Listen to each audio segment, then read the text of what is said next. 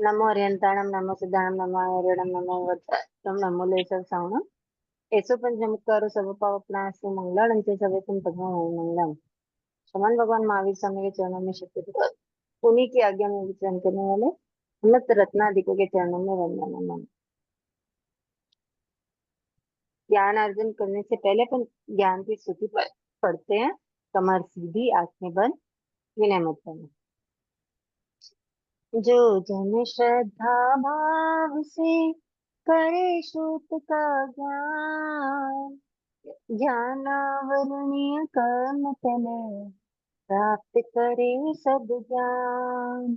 आपका ज्ञान अनंत है, मुझे ज्ञान की प्यास। केवल ज्ञानी मैं बनूं, यही है अंतिम आस। केवल दर्शी मैं बनूं, यही है अंतिम आस। इन्हीं शुभ भावनाओं के साथ सभी को जय जिनेन्द्र। जिनेन्द्र जी। श्री रश्मिगल सूत्र तीसरा अध्ययन। ठीक है, देखो हमने थोड़ा सा इंट्रोडक्शन लिया था तीसरे अध्ययन का कि तीसरे अध्ययन में क्या बताया है, भगवान ने क्या फरमाया है। तो तीसरे अध्ययन में हम अनाचारों के बारे में पढ़ेंगे कि अनाचार क्या होते हैं। लास्ट क्लास में जो थे उनको पता होगा कि अनाचार का मतलब क्या। बोलो। जो आचरण के योग्य नहीं है। हाँ, जो सामान्य ग्रंथों के आचरण के योग्य नहीं है वो होता है अनाचार। ठीक है, थोड़ा डिस्टर्बेंस है। तो आज से हम अनाचारों के बारे में पढ़ेंगे। पिछली क्लास में हमने सिर्फ एक ही गाथा की थी, संभावना, है ना। तो अब दूसरी गाथा से अनाचार स्टार्ट होते हैं। अनाचारों का वर्णन तीसरे अध्ययन में कौन सी गाथा से स्टार्ट होता है? दूसरी गाथा से। आप लोग नहीं थे क्या पिछली क्लास में? दूसरी गाथा से। आप यहाँ पे जितने लोग हैं उनमें से कोई थे लास्ट क्लास में? नहीं दीदी, मैं नहीं थी। नहीं मैम, मैं नहीं थी। नहीं, मैं भी नहीं थी। आप लोग कोई नहीं थे एक्चुअली। दूसरी, तीसरी, चौथी, चार गाथाएं हो चुकी है। तो आप लोगों ने रिकॉर्डिंग भी नहीं देखी? हाँ मैम, 4 गाथाएं हो चुकी है, 5वीं से करने का है। हाँ, रिकॉर्डिंग देख लीजिएगा आप लोग, है ना। हाँ। वन पांचवी गाथा पढ़ते हैं। सिज्जायर पिंडम च आसंदी पलियंकये यहंतर निसिज्जाय। किसकी किसकी है चौथी गाथा? तीसरे अध्ययन की। किसकी? पर क्या है? कौन सा सूत्र क्या दश है? मतलब दशवैकालिक दशवैकालिक। सूत्र। ओके आप ओके, ठीक। आप आज फर्स्ट टाइम ज्वाइन कर रहे हैं? नहीं, मैंने प्रतिक्रमण का ज्वाइन किया था। ठीक है, चलेगा। नहीं, ये क्लास वन है, इसलिए ओके दशवैकालिक सूत्र, पांच समिति, तीन गुप्ती का टुकड़ा और छह काय का टुकड़ा पढ़ेंगे। ठीक है, मैं रिकॉर्डिंग देख लूंगी। हाँ, तो दशवैकालिक सूत्र के तीसरे अध्ययन की ये पांचवी गाथा हम पढ़ रहे हैं। सिज्जायर पिंडम च आसंदी पलियंकये जिहंतर निसिज्जाय गायस्सुवट्टनानीय। देखो, जहां पे भी डबल शब्द, डबल अक्षर आ रहे हैं, लेटर्स बोलते हैं ना अपन, डबल लेटर्स, जैसे क, ख, ग, घ, ये क्या होते हैं? ये लेटर्स होते हैं। तो जहां भी ये डबल आ रहे हैं वहां पर आपको क्या करना है, कैसे पढ़ना है? आपको डे वन मैंने बताया था कि जहाँ पे भी डबल आएंगे वहां पे आपको प्रेशर देके पढ़ना है। ठीक है, हाँ। यहाँ पर क्या लिखा है? सिजायर। इसको आप सिजायर नहीं पढ़ सकते, आपको क्या पढ़ना रहेगा इसको? सिजायर, है ना। इसका जो लास्ट वर्ड है इस गाथा का, सेकेंड लास्ट वर्ड क्या है? गायसु। गायसु वट्ट नाणी या को रहने दो। गायस्सु वट्ठ, गायस्सु वट्टणानि ये है। यहाँ पे स पे भी प्रेशर आएगा और ट ठ पे भी क्या आएगा, प्रेशर आएगा। सिज्जायर पिंडम च आ- आसंदी पलियंकये गिहंतर निसिज्जाय गायत्सु वट्टणानि। सिज्जायर, सिज्जायर का मतलब होता है शय्यातर। क्या होता है सिज्जायर का मतलब? शय्यातर। शय्यातर। शय्यातर यानी क्या होता है? आप लोग सब जानते हैं शय्यातर किसे कहते हैं? जहां पे भी साधु, देखो साधु साध्वी जब भी विहार करते हैं तो विहार करते, फिर जब रुकते हैं तो किसी जगह पे रुकते हैं, रुकते हैं ना। अब साधु साध्वी की अपनी कोई प्लेस होती है क्या? नहीं, नहीं होती। उनके अधिकार की कोई जगह है क्या? नहीं है। हम तो इधर उधर घूम के वापस अपने घर पे आ जाते हैं, पर साधु साध्वियों का कोई बेसिक घर या कोई ऐसी उनकी पर्सनल जगह है क्या? होती है क्या? नहीं है, जो उनको नहीं रहने को होती है। स्थान दे वो शय्यातर। हाँ, तो जब उनको कहीं ना कहीं तो रुकना ही है ना, तो जब वो रुकते हैं तो किसी दूसरे के स्थान पे रुकते हैं, ठीक है। और तो जब, आज्ञा मांगते। हाँ, जब दूसरे का स्थान यूज करें तो आज्ञा लेकर ही यूज करेंगे। तो जो अपना स्थान देता है रहने के लिए, जो आज्ञा देता है उनको, वो कहलाता है शियातर। जहाँ पे साधु क्या बोलना चाहिए, रायसी प्रतिक्रमण करे। बात समझना।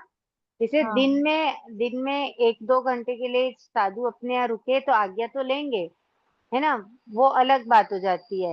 लेकिन जब तक कि साधु प्रतिक्रमण नहीं कर लेते उस जगह पे, तब तक कि वो शियातर नहीं कहलाता है। आज्ञा ले ली, ठीक है, समझ में आ रही बात? तो शय्यातर मतलब सिज्जायर पिंडम च, यानी शय्यातर का आहार लेना, शय्यातर के पिंड का आहार लेना। शय्यातर का आहार कैसे ले, साधु ले सकते हैं क्या? नहीं नहीं ले ले सकते सकते, हैं। नहीं ले सकते। जिसने अपनी जगह पे रोका है, आज्ञा दी है रुकने के लिए, साधु फिर उसके यहाँ अगर प्रतिक्रमण कर लेते हैं तो उसके बाद साधु उसके घर से आहार नहीं ले सकते। फिर है आसंदी पलियंकय। आसंदी यानी, आसन। आसंदी यानी होता है बेंत आदि की कुर्सी। जो बारीक बारीक छेद वाली कुर्सियां होती है ना, जिनका प्रतिलेखन संभव नहीं होता है, उसे कहते हैं आसंदी। और पलियंकय यानी पलंग। पलियंकय का मतलब क्या हुआ? पलंग, पलंग पर बैठना, ठीक है। आसंदी यानी बारीक बारीक छिद्रों वाली कुर्सी, और पलियंकय यानी पलंग पर बैठना। गीहंतर निसिज्जाय। गीहंतर यानी गृहों के बीच अंतर, घरों के बीच जब अंतर रहता है, थोड़ी जगह रहती है, तो जो दो घरों के बीच की जो जगह होती है वहां पे बैठना, या गृहस्थ के घर पर बैठना। ये अंतर निषिद्ध का मतलब क्या हुआ? गृहस्थ के घर पे बैठना, या फिर जो दो घरों के बीच जगह होती है वहां पे बैठना। गेहंतर निषिद्धाय गायत्सु वट्टनानीय।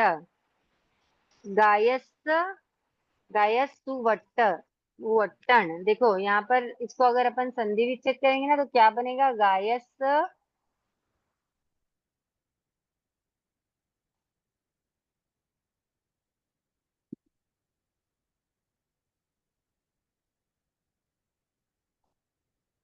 गायस उवट्टनानी।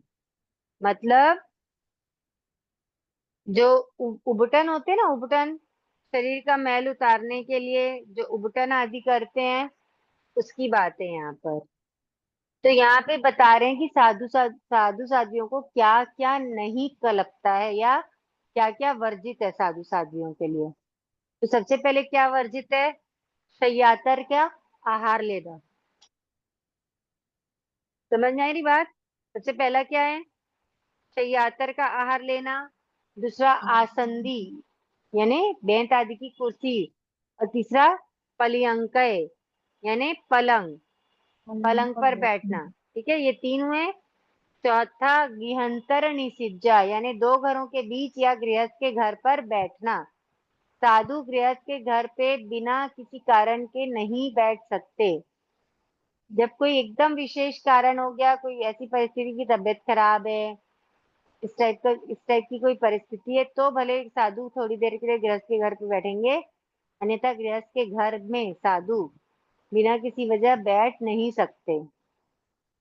ठीक है, तो गिहंतर निषिज्जा हो गया चौथा। और पांचवा गायसु वट्टनानी यानी उबटन, मैल उतारने के लिए शरीर पर उबटन करना। ये पांच अनाचार पांचवी गाथा में कहे गए हैं। बात समझ में आ रही है? हाँ। जी दीदी। तो पांचवी गाथा में कितने अनाचार? 5। पांच अनाचार। अब छठी गाथा पढ़ते हैं। छठी गाथा है गिहिणो वेयावडियम जाय आजीववत्तिया तत्ता निवुड्भोक्तम औरस्तरणानीय। गिहिणो वेयावडियम, वेयावडियम यानी वयावच्च करना। किसकी वयावच्च है? तो गिहिणो यानी गृहस्थ की। जा य, जा यानी जो, य यानी और, जाय आजीववत्तिया। आजीववत्तिया का मतलब होता है आजीवृतिका यानी कुल आदि के बारे में बताकर क्या करना? आजीविका करना, यानी गृहस्थों के घर से खाना आदि प्राप्त करना, कुल आदि के बारे में बताकर। तत्ता निवुड भोइतम, देखो तत्ता निवुड भोइतम कैसे लिखा हुआ है? तत्ता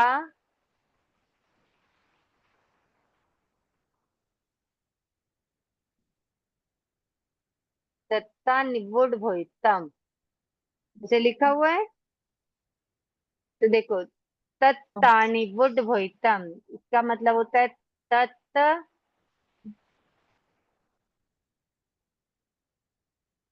अनिवुड भोइतम। तत्त अनिवुड भोइतम, तत्त अनिवुड भोइतम का मतलब होता है,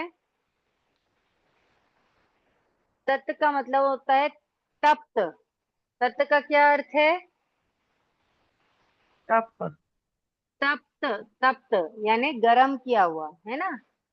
तप्त। अनिवुड भोइतम, अनिवुड, अनिवुड का मतलब हो गया अनिवृत्त। ठीक है, अनिवृत्त। और भोइतम यानी क्या हो गया? जो भी है, आहार या पानी आदि जो भी। अब देखो कोई भी भोजन है ना, भोइतम यानी भोजन, कोई भी भोजन है, जब तक कि वो अच्छी तरह से गर्म होकर के, क्या हुआ? अच्छी तरह से गर्म होकर के अनिवृत्त यानी अच्छी तरह से गर्म होकर के अचित नहीं हुआ है। और तो कौन सी स्थिति में रहेगा जब वो अचित नहीं हुआ है? तो सचित रहेगा। सचित रहेगा या फिर मिश्र रहेगा, है ना? हम्म। एक हम्म। सेकेंड।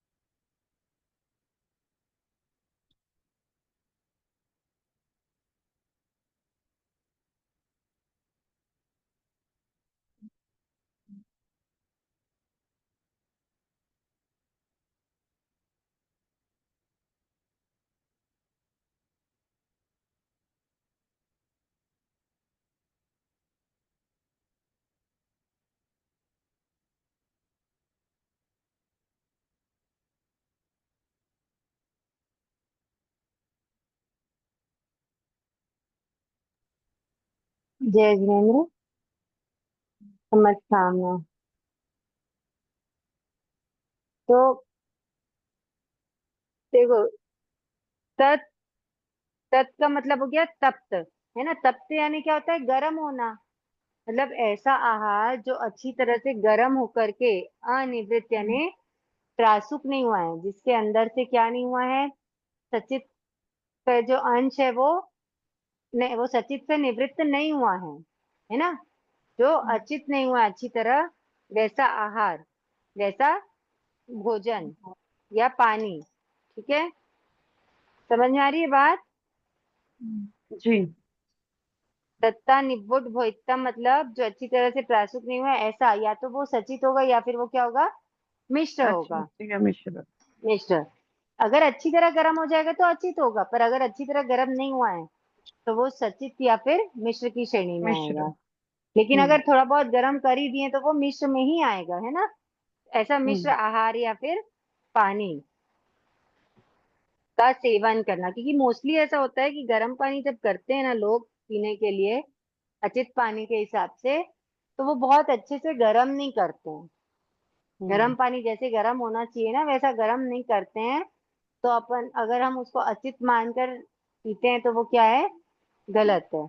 जैसे जो अच्छी तरह गर्म होकर के अचित नहीं हुआ है, ऐसे आहार या पानी का क्या करना, सेवन करना। ठीक है। तत्ता निबुद्धोइतम आउ रसरणानीय, आउ रसर, तो भी मैं आपको लिख के बताती हूँ। इतना समझ में आया आपको जो हमने पढ़ा, गीहिणो वेया वडियम, ए सॉरी, सिज्जायर पिंडम च आसंधि पली अंके गिहंतरणि सिज्जाय गायसु वटनाणिया। इसके पहले वाला ये समझ में आ गया ना। जी दीदी। हाँ मैम। अभी ये जो गिहिनो वेया वडियम जाय आजीव वत्तिया, ठीक है। ठीक है, तत्ता निबुद्ध भोइतम, इतना समझ में आया। अब आता है आउ रसर नाणी। इसको अगर एक साथ पढ़ते नहीं बनता है तो ऐसे पढ़ना, आउ सॉरी, आउ रसर नाणी। दिख रहा है। जी दीदी। रस, जी। अभी लाइट आ रही है इसके ऊपर। हाँ पहले लाइट सही आ था। रही है। पहले सही पहले था, सही था। जी दीदी। अभी ठीक है। हाँ हाँ। जी। ठीक है ना। आउ रसर नाणी, आउ रसर नाणी का मतलब होता है आतुर स्मरण। आउ रसर नाणी मतलब स्मरण। मैं आपको ये ध्यान में आ जाए इसलिए इससे रिलेट करके आपको बता दे रही हूँ। आउर यानी क्या हो गया, आतुर। स्तरणानी यानी स्मरण। तो आतुर स्मरण, किस चीज का आतुर स्मरण। देखो, दीक्षा लेने के बाद परीक्षा आते हैं कि नहीं आते हैं।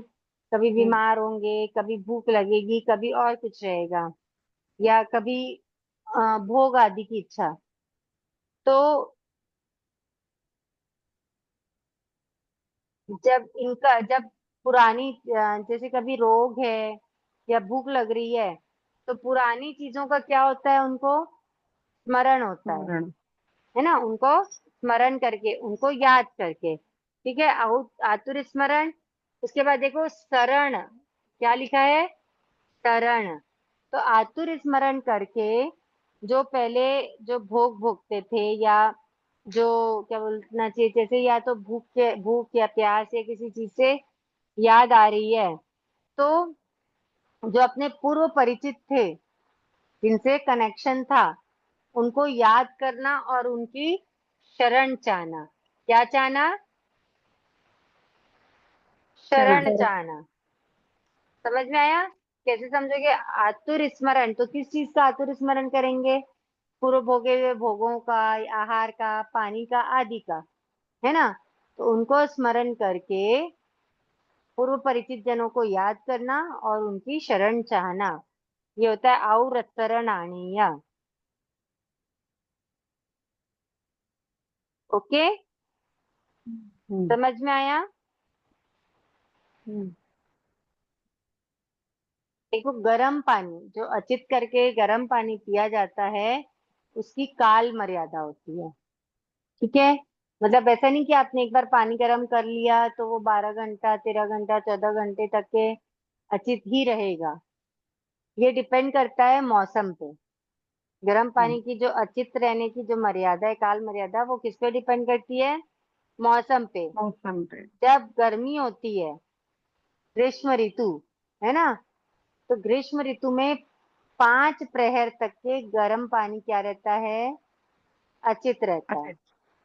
5 प्रहर यानी 6 पैर में से 5 पैर, 8 पैर में से 8 5, प्रहर पहले में से 5 पांच पैर। प्रहर तो हम्म ठीक है, लेकिन हम्म उसको कैसे समझेंगे? 5 प्रहर मतलब कितने घंटे लगभग? अ, एक पैर में अराउंड 3 घंटे। अराउंड होते हैं ना, अपन अभी ऐसे नहीं अराउंड है। समझ सकते। तो इसलिए अपने को पता रहना चाहिए कि सूर्योदय कब है, सूर्यास्त कब है। उससे अपन क्या निकालते हैं? प्रहर उसके निकालते हैं। पहलने आपको का। पता है प्रहर जी कैसे निकलता है? जी दीदी, मुझे तो पता है। ओके, और कोई है जिनको नहीं पता? तो 5 प्रहर, ठीक है।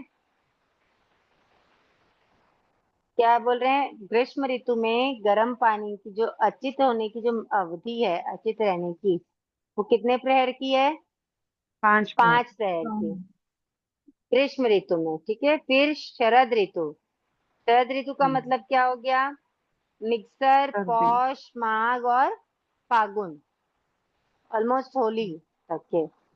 तो हम्म मतलब ये जो अपना चौमासा ये वाला एंड होता है ना, तो हम्म चौमासा एंड होने के बाद से होली चातुर्मासिक तक के, ठीक है। तो वो जो 4 महीने का काल होता है, मिक्सर, पौष, माघ और फागुन, इसमें जो गर्म पानी की जो अचित रहने की अवधि है वो 4 प्रहर की है। कितनी है? 4 पैर। 4। चार चार प्रहर की। प्रहर की। इसके बाद आता है वर्षा ऋतु। तो वर्षा ऋतु हम्म में इनकी अवधि कितनी हो जाएगी? 3 प्रहर। 3। 3 प्रहर की, क्योंकि वर्षा ऋतु के टाइम पे हवा पे इतना मॉइस्चर होता है हम्म कि वो अचित को सचित बनाने की ताकत रखता है। ठीक है, यस। दीदी, ये फिर होली से लेके चौमासा स्टार्ट होने तक का समझना चाहिए। चौमासा ऐसा। हाँ, बाद में होली से चौमासा लगने तक है। हम्म ओके, पर ये वर्षा ऋतु तो अभी अभी चल रही है ना, अभी ग्रीष्म ऋतु कहेंगे इसको। अभी अभी अपना क्या चल रहा है? सावन चल रहा ग्रीष्म है ना। ऋतु। वर्षा हाँ। ऋतु। नहीं, ग्रीष्म ऋतु नहीं, सावन, भादो, क्वार और कार्तिक, ये क्या है? वर्षा ऋतु। वर्षा ऋतु है। ये सावन, भादो, क्वार और कार्तिक। तीन ग्रीष्म पहर। ऋतु इसके पहले थी। हम्म, कौन कौन सा महीना होता है ग्रीष्म ऋतु का? चैत, बैसाख, ये जेठ, टच। आषाढ़। जी। ओके, और शरद ऋतु या शीत ऋतु अब इसके बाद आएगी। अगन, पूस, माघ, फागुन। हम्म ठीक है, जी। तो पांचवी गाथा में कितने अनाचार? बिना देखे बोलो। 5। 5। 5 ना 4। 5 अनाचार। और छठी गाथा में कितने अनाचार? चार। 4 अनाचार। और चौथी गाथा में कितने थे? छः। 6 थे। चौथी में 6 थे, तो छठी में कितने हैं? 4 है। चार। एक्सचेंज। एक्सचेंज हो गया। हाँ, एक सेकेंड ना। 3 4 5 6। समझ में आया इतना? जी दीदी। हाँ। ओके, नेक्स्ट गाथा पढ़े। मूलये सिंह बेरಯ್ಯ उच्चु खंडे अणिबुडे कंदे मूलಯ್ಯ सच्चित्ते फले दिएय आमये। यहाँ पे आमय, आमय शब्द का मतलब होता है सचित। क्या होता है? सचित। सचित। सचित। तो अब पढ़ते हैं आगे। मूलय सिंह बेरेया, मूलय यानी होता है मूले, मूले और सिंगवेरी। मूलय यानी मूले, मूल मतलब मूली होता है ना, मूली, मूली जानते हैं, मूला, जी वो होता है मूलय, मूला, मूला। अरे मूली नहीं जानते, रेडिश, हम्म ठीक है। मूलय सिंह बेरे, सिंह बेरे का मतलब होता है अदरक। ये दोनों क्या है, मूलय और सिंह बेरे? कंदमूल है। कंदमूल। हाँ, जमीकंद। दोनों क्या है, जमी जमीकंद है। तो मूलय सिंह बेरेया उच्चू खंडे अणिबुडे, उच्चू खंडे, उच्चू खंडे मतलब होता है गन्ना, इक्षुखंड, गंडेरी, गन्ना, गन्ना नहीं जानते आप लोग? जी जी जी sugar cane. Sugar cane, sugar cane जो आका तीज पे जिसका जूस पिया जाता है, जिसके जूस से पारना किया जाता है, वो शुगर केन। हम्म उच्चू खंडे, फिर आता है अणिबुडे, अणिबुडे का मतलब अनिवृत्त। पहले पढ़े ना अपन, अनिवृत्त यानी सचित। हम्म समझ में आई बात? कंदे मूले या सचित्ते, सचित्ते यानी सचित, कंदे यानी कंद, मूले यानी मूल। मूल। देखो कंद मूल बोलते ना, तो जी कंदे यानी कंद यानी वज्रकंद आदि, और मूले यानी मूल या जड़, इसको बोलते हैं मूले, मूले। फले बिये या आमये, फले यानी फल, फल। ठीक है, हम्म फ्रूट्स या आम, गुआवा, ये जो होते हैं। इसके अलावा नींबू और जैसे नींबू, नींबू क्या होता है, अपन उसको फल में गिनते हैं क्या? नहीं। तो यहाँ पर लेकिन इसको फल में गिना गया है, फले बिये, बिये यानी बीज। बीज। कौन से बीज? तो तिल आदि के बीज, है ना। फले बिये या आमय, हम्म आमय यानी होता है सचित, यह यानी और, फले यानी फल, और दिए, दिए यानी होता है तिल आदि बीजों का सेवन करना। हम्म फले दिए या आमय, ओके, जी समझ में आया? हम्म तो यहाँ पे बता रहे हैं सचित मूला और अदरक, गंडेरी यानी गन्ना, शुगर केन, और वज्रकंद आदि सचित मूल, जड़, फल, आम, नींबू आदि, और सचित तिल आदि बीजों का सेवन करना। समझ में आई क्या ये गाथा? जी जी मूले सिंह बेरेय्य उच्चुखंडे अणिबुडे, कंदे कंदे मूले या सच्चित्ते, फले बिये आमय। अणिबुडे, इसके पहली गाथा में भी हम पढ़े थे। अणिबुडे यानी होता है सचेत, मूलय यानी मूला, हम्म सिंह बेरे यानी अदरक, ओके। अब इच्छुखंड, इच्छुखंड शुक्र यानी क्या, वो गन्ना यानी गन्ना। इसका का रस जूस यानी गंडेरी, हम्म कंदे यानी वज्रकंद आदि, सचित्ते यानी सचित सचित। सचेत, फले यानी मूल फल। जड़ फले यानी फलों में, ठीक है। आम, नींबू, फल आदि जो भी फलों में, कंदे मूले या सचित्ते, है ना, यही पढ़ रहे ना। तो वज्रकंद और मूल यानी जड़ आदि अगर सचित भी है तो, और फले बिये या आमय, फल और बीज, फले बिये यानी क्या हो गया, फल, जैसे आम, नींबू आदि बीज वाले जो फल हैं।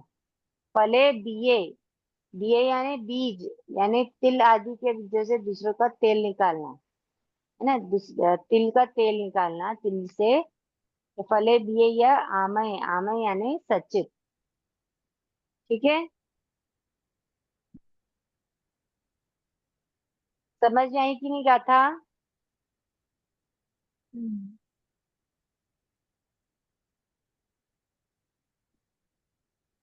तीन, सॉरी, दूसरी, तीसरी, चौथी, पांचवी, छठी, सातवीं, 6 गाथा हमने कर ली है कि दशक सूत्र के तीसरे अध्ययन की।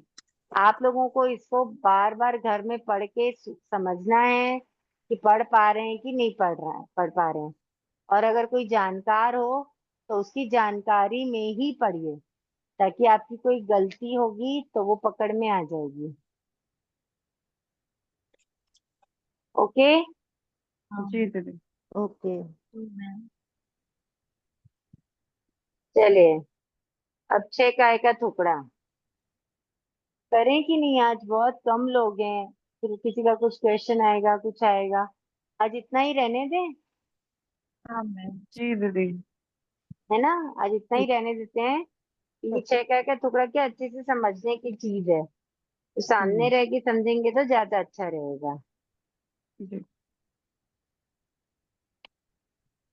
ठीक है, चलिए इतनी गाथा समझ में आ गई ना? दूसरी, तीसरी, चौथी, पांचवी, छठी, सातवीं। हाँ। जी। Okay then. बिन आज्ञा विरुद्ध कुछ कहने में आया तो मिच्छामी टुकड़ा में किसी का दिल दुखाए तो खमत थामना सा। जय जिनेन्द्र। जय जी ने। आता है जय दीदी आपको? जिनेन्द्र। आता में हो? सभी को गुरु जय कृपा। जिनेन्द्र। जय जिनेन्द्र। जय जिनेन्द्र। जय जिनेन्द्र साहब।